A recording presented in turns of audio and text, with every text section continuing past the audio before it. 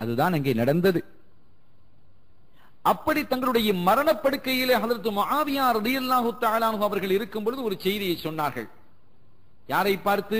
தன்னுடைய மகன் யஸீதை பார்த்து, யஸீதே, உன்னை நான் கலீஃபாவாக ஆக்கித்தான் செல்கிறேன், ஆனால் சில விஷயங்களில் கவனமாக இருந்து கொள்ள வேண்டும்.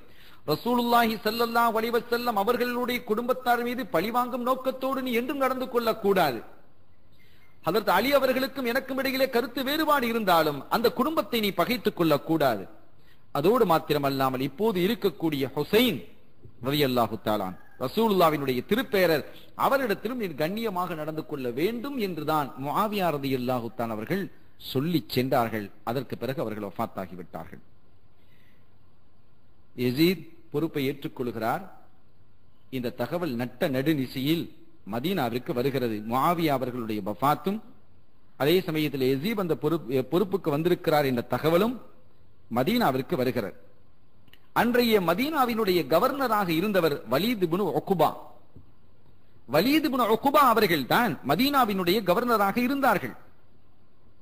இந்த தகவல் நட்ட நடுநிசையில் அவர்களுக்கு வருகிறது. முஆவியா அவர்கள் வஃபாத்தாகி விட்டார்கள் சிரியாவிலே.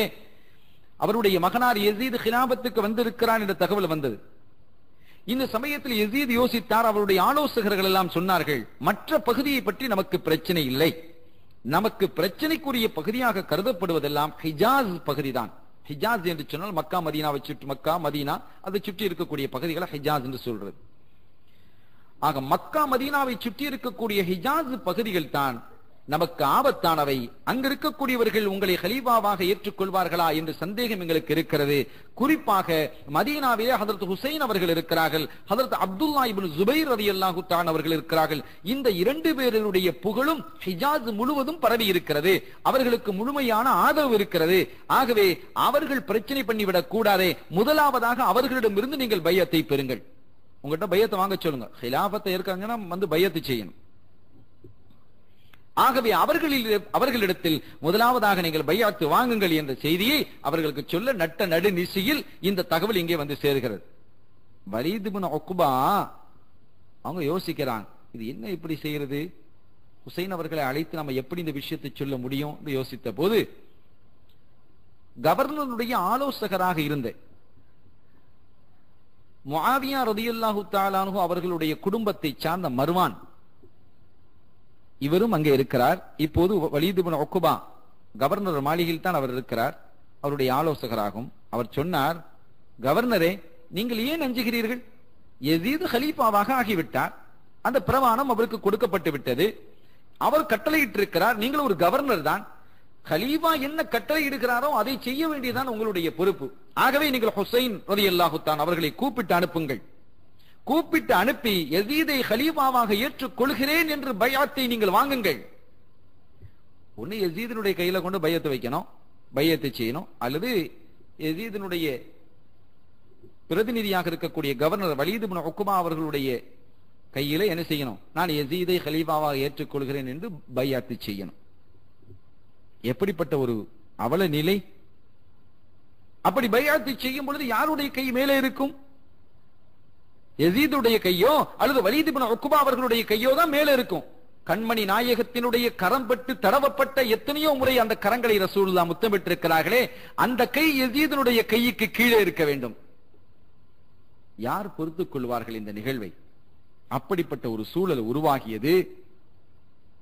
அந்த நடுநிசையில் ஹுசைன் ரலியல்லாஹு தஆலா அவர்களுக்கு தகவல் வந்தது, கவர்னர் உங்களை அழைக்கிறார் என்ற தகவல் வந்த போது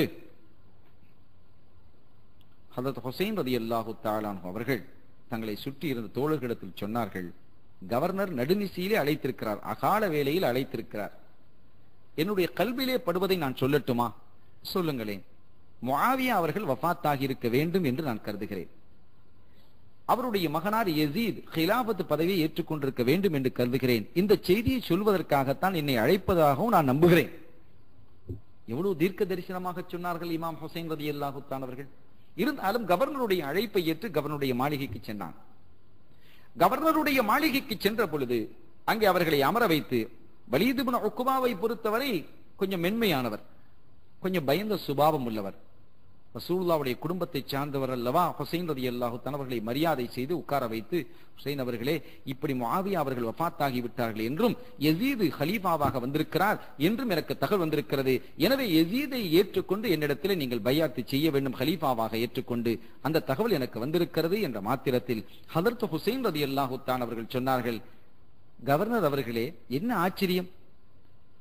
ஒரு ஹலீஃபாவாக பைஅத் வாங்குவதாக இருந்தால் ஒரு பொது இடத்தில் வைத்து எல்லாருக்கும் மத்தியில் வைத்தாலவா வாங்க வேண்டும்?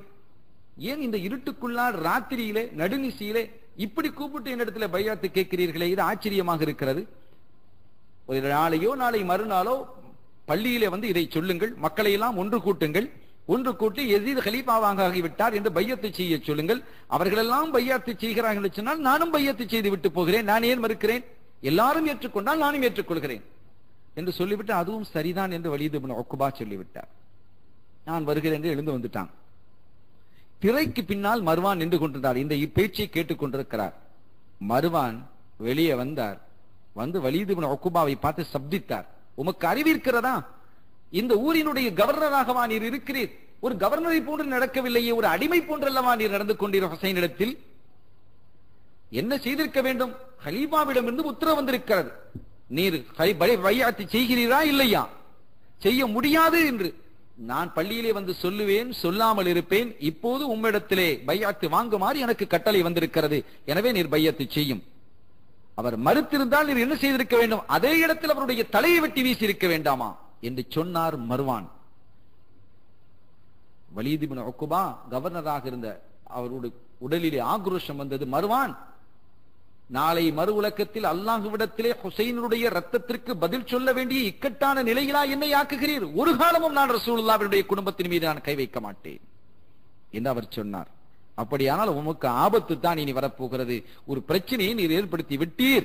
இப்போதே இவரை நீர் கொலை செய்திருந்தால் இதோடு பிரச்சனை முடிந்து போயிருக்கும். இதற்கு பிறகு ஒரு பிரளயம் ஏற்படுவதை விட்டும் இந்த இஸ்லாமிய சாம்ராஜ்யம் பாதுகாக்கப்பட்டிருக்கும் என்று அவர் கூறினார்.